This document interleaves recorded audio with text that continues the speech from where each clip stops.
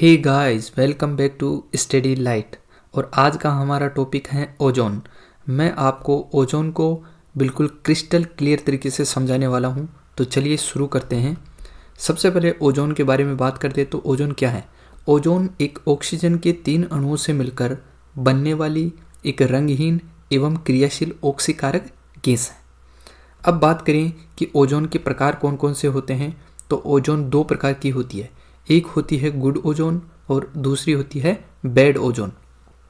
Good ozone मतलब अच्छी ozone और बैड ओजोन का मतलब खराब ओजोन। गुड ओजोन की बात करें तो ये बनती है समताप मंडल में। समताप मंडल में बैड ओजोन बनती है शोभ मंडल में।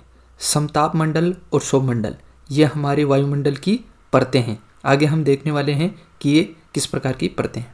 सबसे पहले आपको शेयर करा देते हैं इन परतों की। तो देखिए दोस्तों, हमारे वायुमंडल में 5 प्रकार की परतें हैं।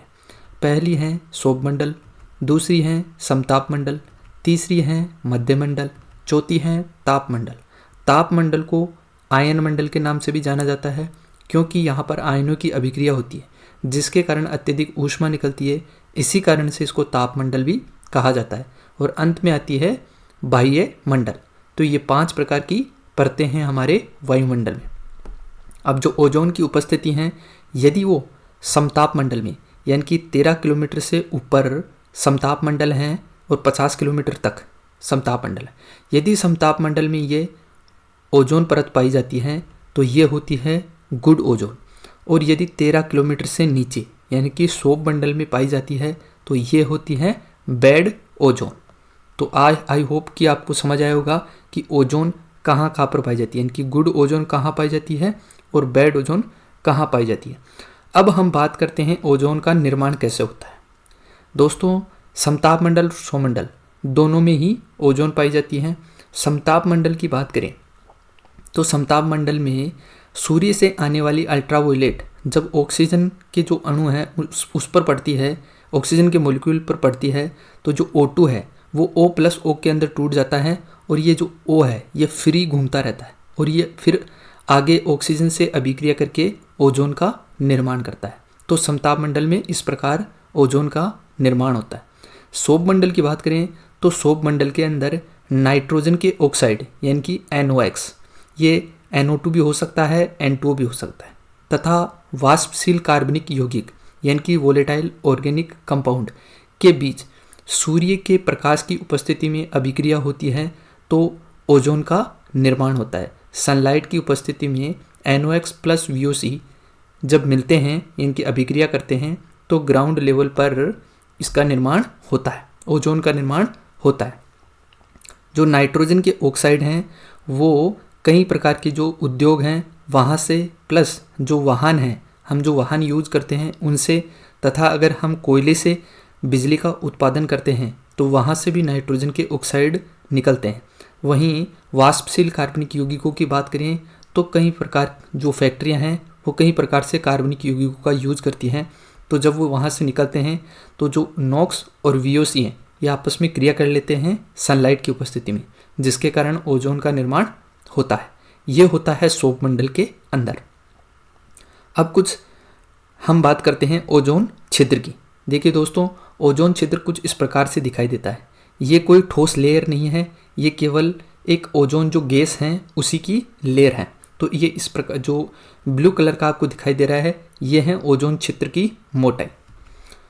जो ओजोन छिद्र की जो नॉर्मल मोटाई होती है वो होती है 20 से 30 किलोमीटर, और जो इसकी मोटाई है उसको डॉप्सन के अंदर मापा जाता है।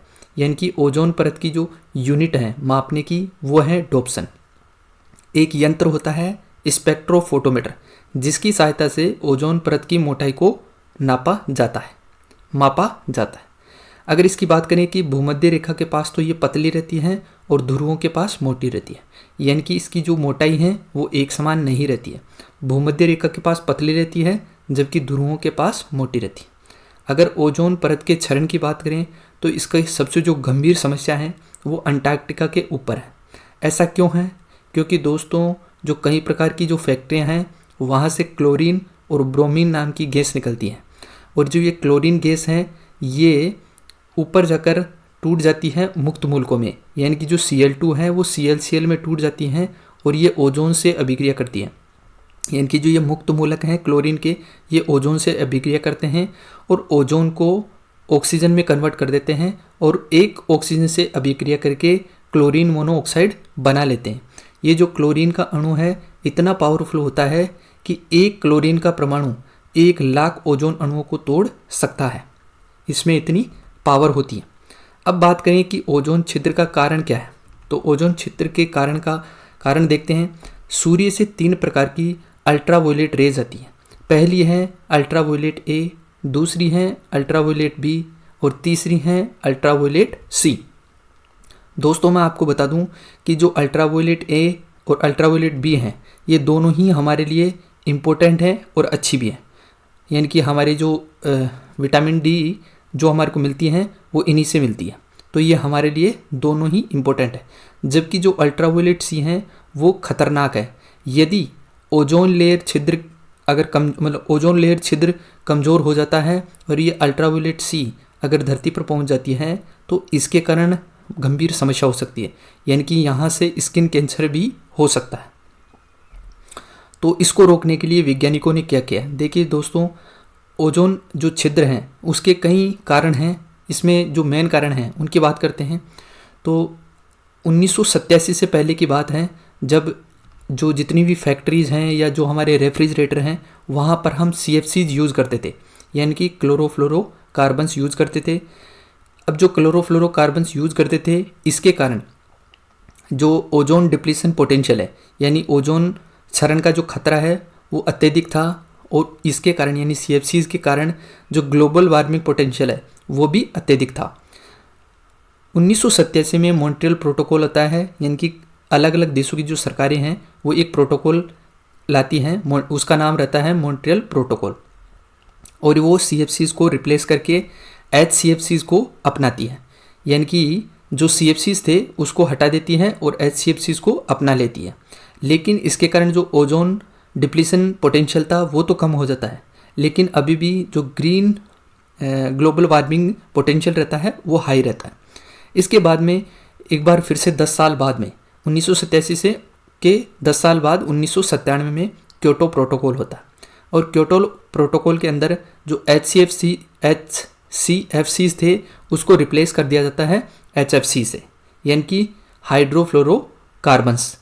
अब इसमें 0 ओजोन डिप्लीशन पोटेंशियल रहता है, लेकिन अभी भी ग्लोबल वार्मिंग पोटेंशियल हाई रहता है।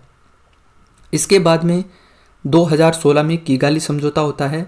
इसमें जो सरकारें हैं वो हाइड्रोफ्लोरोओलिविन्स को अपना लेती है, यानी कि जो HCFCs थे उसको हटाकर हाइड्रोफ्लोरोओलिविन्स को अपना लेती है, जो कि 0 ओजोन डिप्लीशन पोटेंशियल रखते हैं और वेरी लो ग्रीन जो ग्लोबल वार्मिंग पोटेंशियल रखते हैं।